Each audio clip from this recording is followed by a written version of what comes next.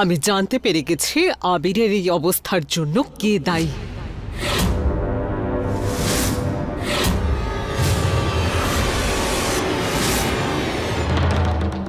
এই পাস্তা,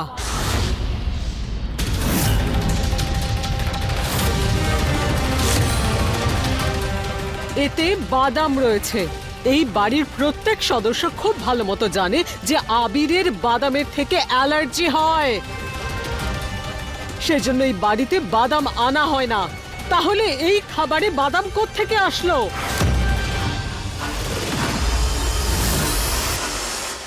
মা, এই পাস্তাটা তো আমিই দিয়েছিলাম আবিরকে, কিন্তু আমি বানাইনি, কারণ আমি তো জানি আবিরের বাদামে অ্যালার্জি। আমি তাহলে কেন দেব? কিন্তু ত্রিশালা, যদি তুমি না বানিয়ে থাকো তাহলে কে বানালো? এই প্রশ্নটা আপনি আমাকে করছেন কেন? বিধি আজকাল রান্নাঘর সামলায়, ওকে জিজ্ঞেস করুন, ওই বানিয়েছে হয়তো।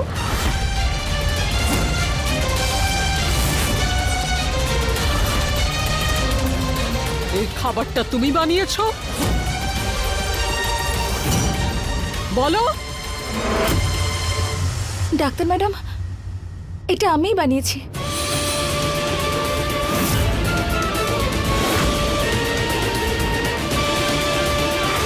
কি খেলা খেলছে এই অশিক্ষিত মেয়েটা? পাস্তাটা তো ও বানায়নি, তাহলে কি করতে আমার চাইছে? মনে হলো যে সাহেববাবু বিদেশি খাবার পছন্দ করেন, তাই আমি বানিয়েছি। কিন্তু আমি এটা জানতাম না যে বাদাম খেয়ে সাহেববাবুর শরীর খারাপ হয়ে পড়বে। যখন জানতে না তখন বানালে কেন? কতদিন হলো এ বাড়িতে এসেছো? হ্যাঁ, 3-4 দিন হয়নি আর সংসারটা এখনই কবজা করার চেষ্টা করছো।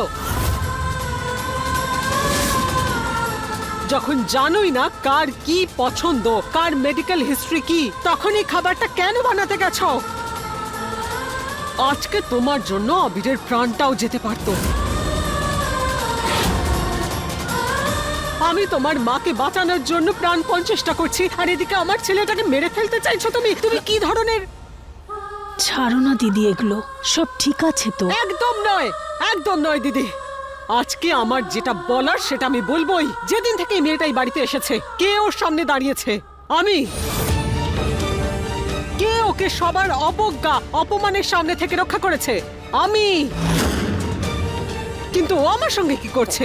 কি বলেছিলাম তোমাকে আমি? যে দায়িত্ব পালন করো, কিন্তু ভুলছিলাম আমি। আমি আমার কথা ফেরত নিচ্ছি। তুমি আমার ছেলে স্ত্রী হওয়া তো দূরের কথা, এই বাড়ির কাজের লোক হওয়ার যোগ্য নও।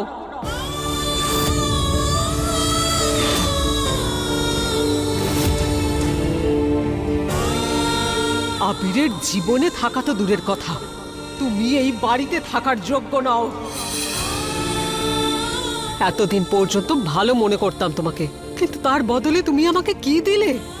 তুমি শুধুই কষ্ট দিয়েছো বিধি, শুধুই কষ্ট।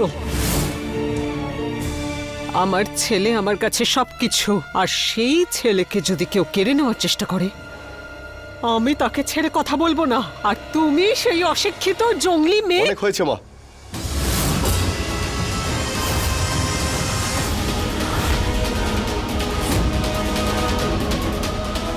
তুমি বিধিকে এই সমস্ত অপবাদ দিও না মা। আমি জানি যে বিধির জন্যই আমি বিপদে পড়েছিলাম, আর এটাও সত্যি যে আমি ওর জন্য বিপদমুক্ত হয়েছি।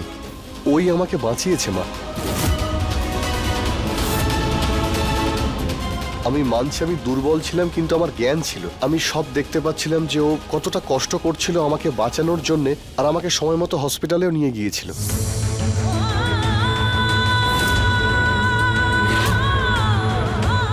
ও একা নিজে আমাকে ঠেলা গাড়ি করে হসপিটাল পর্যন্ত নিয়ে গিয়েছিল। বিধি অনেক কিছু করেছে মা। ও যা আমার জন্য করেছে তা হয়তো অন্য আর কেউ করতে পারবে না।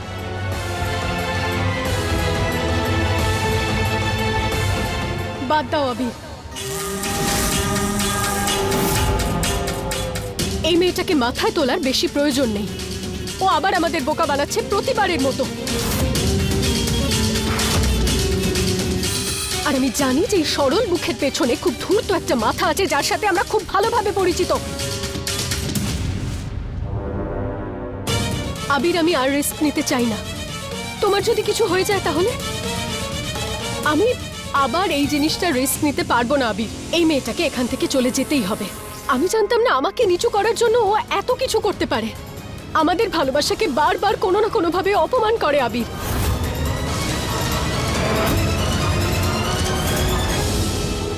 কিভাবে সবকিছু ঠিক হবে আবির? আমি কিছুই বুঝতে পারছি না। মেম সাহেব, আমায় ক্ষমা করে দেবেন। আমি এসবের কিছুই জানতাম না।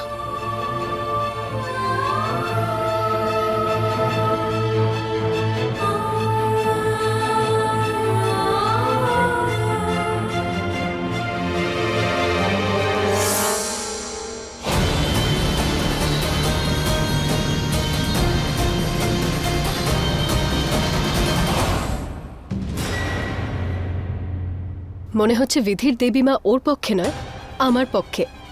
এবার দেখো, প্রমাণও নষ্ট হয়ে গেল, আবিরও সুস্থ হয়ে বাড়ি ফিরলো, আর ওই বোকাটাও ফেঁসে গেল। নিজের ফাঁদে নিজে পড়ার একটা প্রবাদ আমি শুনেছিলাম, আজকে দেখিও নিলাম। তবে আমি কিছুতেই বুঝতে পারছি না যে ওই মেয়েটা সব দোষ নিজের ঘাড়ে কেন নিল। যাই হোক, আমি তো খাই।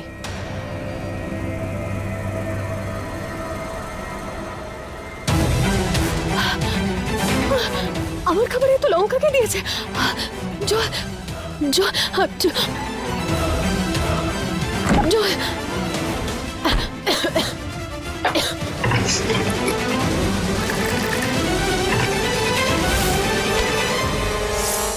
আরে কি করছো তুমি?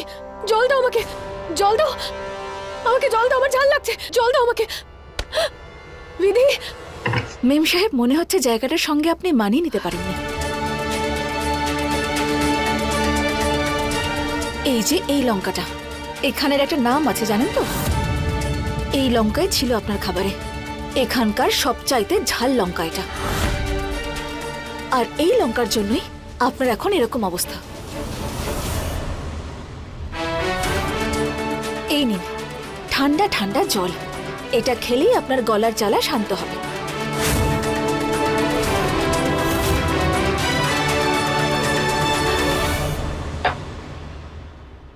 অশিক্ষিত কোথাকার! যখন জানতে এই লঙ্কাটা এত ঝাল, তাহলে আমার খাবারে দিলে কেন? যাতে আপনি বুঝতে পারেন যখন দম নেওয়া যায় না তখন কিরকম কষ্ট হয়। শুধু কিছুক্ষণের জন্য আপনি দম নিতে পারছিলেন না, তার জন্য আপনার এরকম অবস্থা হলো। সাহেব বাবুর কথা ভেবে দেখেছেন যে ওনার তখন কি অবস্থা হয়েছিল? কতক্ষণ ধরে উনি দম না নিতে পারার কষ্ট সহ্য করেছেন। এই শোনো, তুমি জানো না তুমি কি বলছো? আমার উপর দোষারোপ করছো? খুব সাহস বেড়েছে না তোমার? দাঁড়াও তুমি, আবিরকে আমি এক্ষুনি বলছি যে তুমি কি বলছো। ধাক্কা দিয়ে বের করবে তোমাকে এই বাড়ি থেকে, যেভাবে তোমার মাকে বের করেছিল।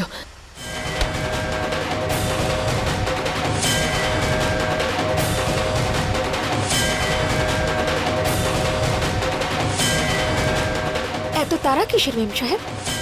তাড়াহুড়ো করে তো শয়তানেরা কাজ করে।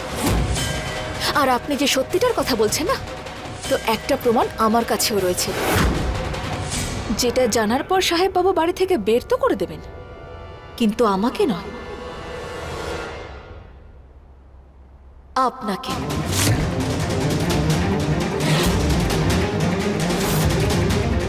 নোংরা ফেলার বাক্সে আমি পেয়েছি এই বাদামের প্যাকেটটা।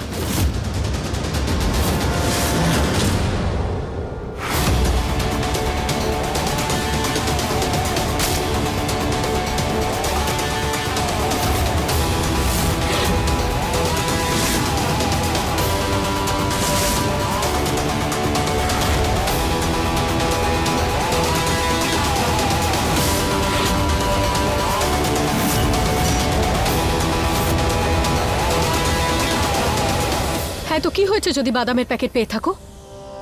তুমি তো তখন মাকে বললে যে তুমি বাদাম দিয়েছো পাস্তাতে, তাহলে আমাকে দোষারোপ করছো কেন? এই যে নখটা, এটাও কি আমার?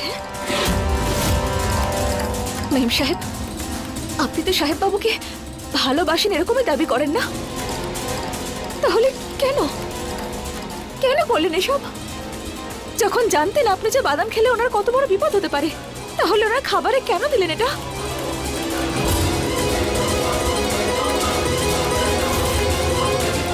কেন দিয়েছেন আপনি? বলুন আমায় আসল কারণ। এই সব কিছুর জন্য তুমি দায়ী বিধি। কি প্রয়োজন ছিল আবিরের সামনে এই ড্রামাটা করার যে আমি তোমার মাকে গ্রেফতার করিয়েছি? কি প্রয়োজন ছিল?